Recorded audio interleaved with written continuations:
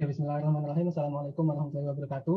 Kami dari kelompok 8 kelas bahasa Indonesia 17 ingin mempresentasikan tentang jurnal kami dengan judul Partisipasi Mahasiswa ITS dalam Pengolahan Sampah Rumah Tangga di Lingkungan Tempat Tinggal Berbasis 3R.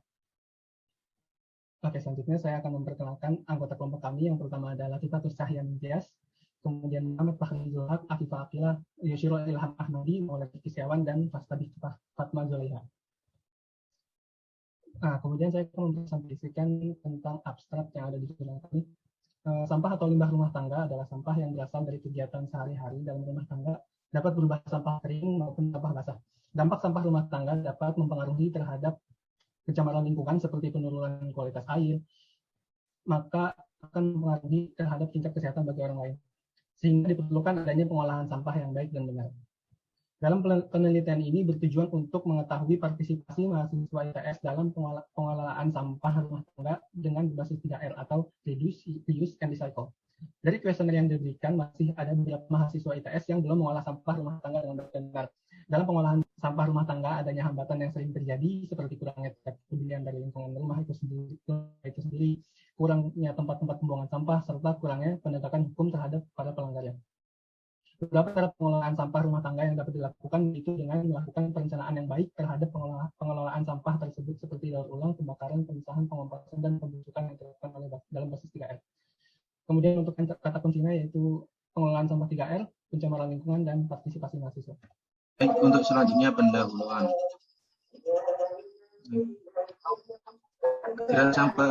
Kehadiran sampah merupakan salah satu persoalan yang dihadapi oleh masyarakat.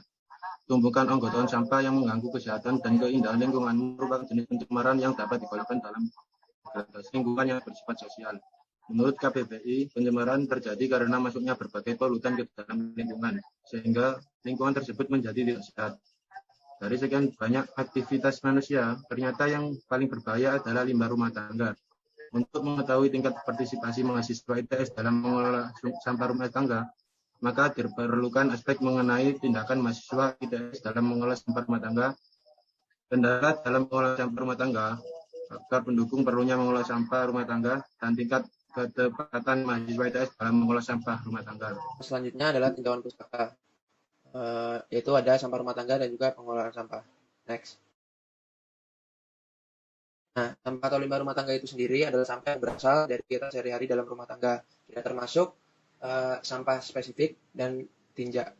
Nah, dampak dari rumah tangga itu sendiri mempengaruhi terhadap pencemaran lingkungan seperti kualitas air, maka akan mempengaruhi kehidupan terhadap tingkat kesehatan bagi orang lain. Adapun peraturan yang mengaturnya adalah Peraturan Pemerintah Nomor 81 Tahun 2012 tentang pengelolaan sampah rumah tangga dan sampah sejenis sampah rumah tangga.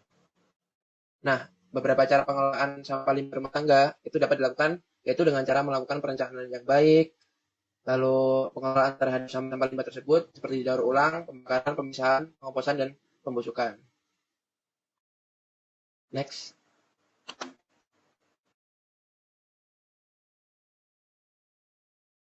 Lalu untuk pengolahan sampahnya itu sendiri, pada tingkat rumah tangga dengan melakukan metode 3R, maka dapat berdampak positif pada kesehatan dan kesejahteraan masyarakat. Lalu kemudian mengurangi penyakit yang berhubungan dengan sampah dan masalah yang dapat didaur ulang dan kompos dapat meningkatkan ekonomi masyarakat.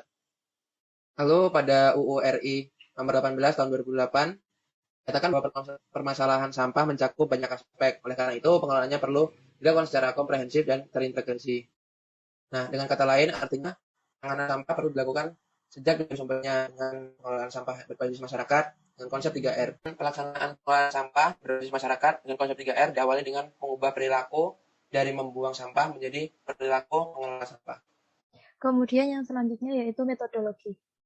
Pada penelitian ini, penelitian yang digunakan adalah penelitian kuantitatif dan penelitian kausalitas dengan variabel mahasiswa ITS dan pengelolaan sampah rumah tangga berbasis 3R berupa kuesioner yang berhubungan dengan topik. Nah, kuesioner tersedia pada link seperti berikut dengan berisi 7 pertanyaan pilihan dan 6 pertanyaan esai. Next. Nah, ini merupakan contoh dari isi Google Form yang disebarkan kepada mahasiswa ITS. Next. Oke, selanjutnya ada hasil pembahasan. Hasil observasi dari 33 responden telah dilakukan dengan tema partisipasi mahasiswa ITS dalam pengolahan sampah rumah tangga didapati hasil sebagai berikut. Next. Yang pertama, sampah rumah tangga apa yang paling banyak di rumah Anda? Itu paling banyak sampai 66,7% ada sampah kering dan sampah basah. Lanjut 9,1% ada sampah basah dan 24,2% ada sampah kering. Baru apakah Anda memilih antara tempat sampah kering dan tempat sampah basah? 63,6% tidak dan 36,4% ya. Seberapa sering Anda membuang sampah?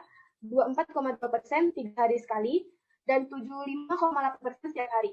Bagaimana cara Anda membuang sampah kering? 75,8% membuang ke TPS dan 24,2% membakar.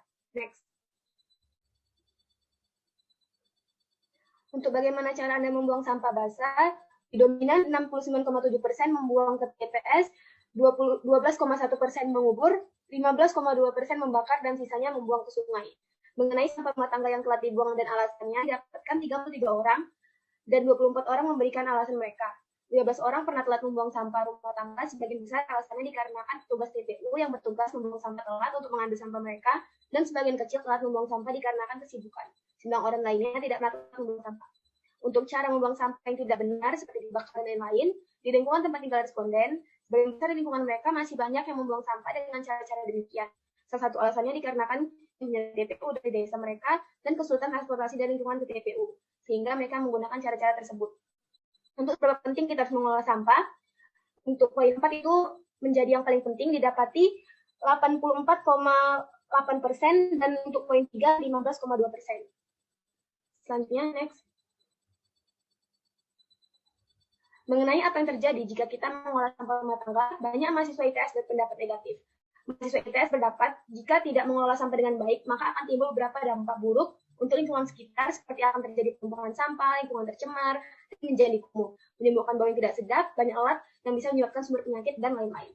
Untuk pertanyaan, sudahkah Anda menerapkan reduce, reuse, dan recycle? 63,6% kadang, 30,3% jarang, dan sisanya sering dan tidak pernah. Mengenai contoh-contoh kegiatan reduce, mayoritas mahasiswa ITS sudah mengetahui kegiatan yang harus dilakukan, seperti mengurangi penggunaan plastik, membuat pabrik, tidak menggunakan sedotan plastik, dan lain-lain. Akan tetapi mereka jarang mampu untuk menerapkan dalam kehidupan sehari-hari. Hal ini mungkin disebabkan oleh lingkungan yang kurang mendukung karena masih ada restoran dan supermarket yang masih menggunakan plastik. Mengenai contoh kegiatan reuse, banyak mahasiswa ITS yang memakai ulang barang yang kondisinya masih baik dan bisa dimanfaatkan kembali, seperti menggunakan kemasan air mineral kembali, menggunakan tong bekas untuk pot bunga, memakai kotak wadah makan plastik bekas yang telah dibersihkan untuk wadah barang, dan lain-lain. Namun, ada juga beberapa mahasiswa ITS yang belum pernah atau tidak pernah melakukan kegiatan reuse. Next. Pertanyaan terakhir mengenai contoh kegiatan recycle, para mahasiswa ITS memiliki banyak sekali ide bagus. Sebagian besar dari mereka memodifikasi sampah tidak berguna menjadi barang yang memiliki nilai jual tinggi. Misalnya membuat bunga dari sedotan bekas, membuat kapal dari botol bekas, memodifikasi kardus menjadi warna tisu, dan masih banyak lagi. Adapun beberapa mahasiswa ITS yang masih belum pernah melakukan kegiatan recycle. Baik, selanjutnya ada kesimpulan. Sebanyak 75,8 responden membuang sampah setiap harinya. Hal ini sangat baik karena merupakan wujud kepedulian terhadap pengolahan sampah. Mereka juga memahami arti penting dalam mengolah sampah terhadap lingkungan yang ditunjukkan dengan hasil persentase pembuangan sampah sembarangan dan pembakaran sampah golong kecil. Selain itu, juga ditunjukkan dengan bagaimana mereka menerapkan prinsip 3R.